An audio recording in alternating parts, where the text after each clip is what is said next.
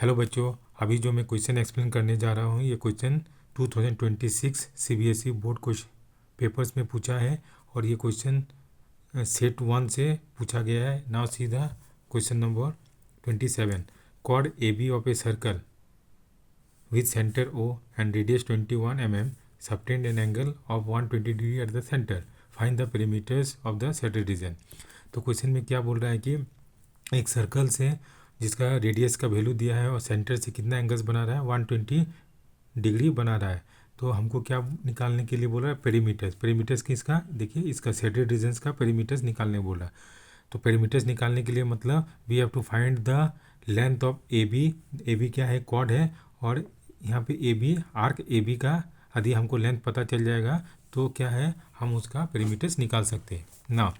अब देखिए कि लेंथ ऑफ आर्क क्या करेंगे, length of arc A B इसका क्या फॉर्मूला आता है, length of the arc A B equal to 2 pi R theta by 360, ये फॉर्मूला आपको पता है। तो यहाँ पे बेटा रेडियस कितना दिया है, रेडियस आपका 21 mm दिया है और थीटा का वैल्यू कितना दिया है 120 डिग्री दिया है। अब क्या करेंगे आर और थीटा का वैल्यू इस फॉर्मूला में डालते हैं तो आपको क्या होगा लेंथ ऑफ आर्क का वैल्यू निकल जाएगा। तो 2 इंटू 22/7 इंटू आर का वैल्यू 21 इंटू थीटा का वैल्यू कितना है 120 डिग्री डिवाइडेड बाई कितना होगा 360। तो यहाँ पे 120 डिवाइडेड बाई 3 तो कितना हो गया 3 हो गया। अब ये क्या करते हैं 3 से 3 7 जा 21, ये 7 आपको कैंसिल हो गया, दैट इज इक्वल टू कितना हो गया 44 मिलीमीटर। ये आपका क्या हो गया आर्क ए बी का लेंथ आपका निकल गया।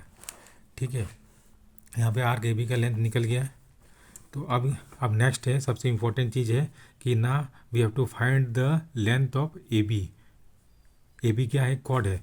तो देखिए इस डायग्राम्स को हम यहाँ पे बनाते हैं समझाने के लिए। तो मान लीजिए ये किस तरह से है, इस तरह से है ना, ये O है, ये A है और ये आपका B है। यहाँ बेटा कितना दिया है ये 120 डिग्री दिया है और रेडियस कितना है 21 मिलीमीटर्स और 21 मिलीमीटर दिया है। तो यहाँ पे हम ए बी का वैल्यू निकालना है।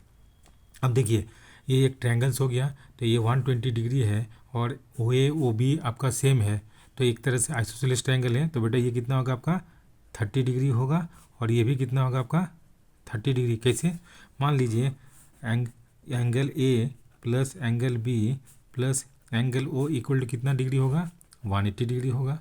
और यहाँ पे एंगल ए और angle A is equal to angle B दिया हुआ है। क्यों, क्योंकि इसका लेंथ सेम है तो अपोजिट एंगल्स भी आपका सेम होगा।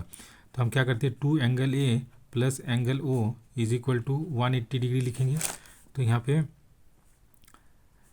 180 डिग्री लिखेंगे तो यहाँ पे एंगल ओ का वैल्यू कितना है 2 angle A plus 120 degree is equal to 180 degree. तो 2 angle A is equal to कितना हो गया आपका 60 डिग्री। तो एंगल ए का वैल्यू कितना हो गया आपका 30 डिग्री। इसी तरह एंगल बी का भी वैल्यू कितना हो गया 30 डिग्री। तो इस तरह से यहाँ पे 30 डिग्री आ गया। अब यहाँ पे देखिए कि हमको ए बी का लेंथ चाहिए। तो आपको पता है कि हम सेंटर से कोई भी लाइन ड्रॉ करते हैं कॉर्ड पे तो क्या करता है वो परपेंडिकुलर बाइसेक्ट करता है, ठीक है, और इक्वली बाइसेक्ट करता है। तो मान लीजिए ये मेरा पॉइंट सी हो गया, ठीक है, और ये इक्वली बाइसेक्ट करता है मतलब this length is equal to this length और ये हो गया आपका 90 डिग्री। तो हमको चाहिए क्या ए सी का लेंथ चाहिए, मतलब चाहिए तो ए बी का। तो हम क्या करेंगे लेते हैं इन राइट एंगल ट्रायंगल, कौन सा ओ सी ए लेंगे, ओ सी ए ये 90 डिग्री।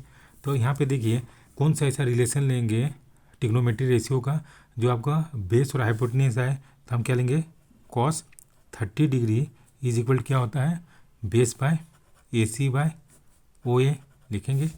अब cos 30 का वैल्यू कितना होता है, cos 30 का होता है √3/2 होता है, यस या नो। cos 30 का वैल्यू आपको कितना होता है बेटा √3/2 टू हम इसको लिख सकते हैं। अब यहाँ पे देखिए क्या करना है, यहाँ पे दैट इज इक्वल टू ए सी का वैल्यू पता नहीं और ओ ए का वैल्यू कितना है 21। अब इसको क्रॉस मल्टीपल करके सॉल्व करके हम ए सी का वैल्यू निकालते हैं। तो ए सी इज इक्वल टू क्या होता है 21 इंटू √3/2 लिखेंगे, यस या नो। 23 ये आपका यहाँ पे वैल्यू आ गया। अब ए सी इज इक्वल टू 21 इंटू √3 का वैल्यू आपको दिया है क्वेश्चन में 1.732 डिवाइडेड बाई 2। अब इसको हम जब सॉल्व करेंगे क्या 21 इंटू 1.732 और डिवाइडेड बाय 2 करेंगे तो कितना आएगा आपका 18 पॉइंट समथिंग आएगा, 18.186 mm आएगा। अब आपको पता है क्या कि जब भी हम सेंटर से कोई भी लाइन ड्रॉ करते हैं तो क्या करता है वो परपेंडिकुलर बाइसेक्ट करता है और इक्वली बाइसेक्ट करता है, A C equal to A B. अब उसी तरह से मान लीजिए कीजिएंगे तो A B is equal to हम ए बी इक्वल टू क्या लिख सकते हैं, ए बी इक्वल टू 2AC लिख सकते हैं, यस या नो। दैट इज 2 इंटू ए सी का वैल्यू कितना है 18.186 लिखेंगे तो दैट इज इक्वल टू कितना हो गया आपका 36.372 mm आएगा। अब क्या करना है कि we have to find the perimeters of the length. Perimeters of the shaded region क्या हो जाएगा दैट इज इक्वल टू क्वाड A B plus arc A B, ठीक है ना, यही होगा। तो ए बी का वैल्यू कितना है मेरा 36.372 प्लस आर्क ए बी का वैल्यू कितना है आपका 44। तो अब ये दोनों को जोड़ेंगे तो कितना आएगा आपका 80.372 mm। So this is the answer of this question. Thank you for watching this video and have a nice day.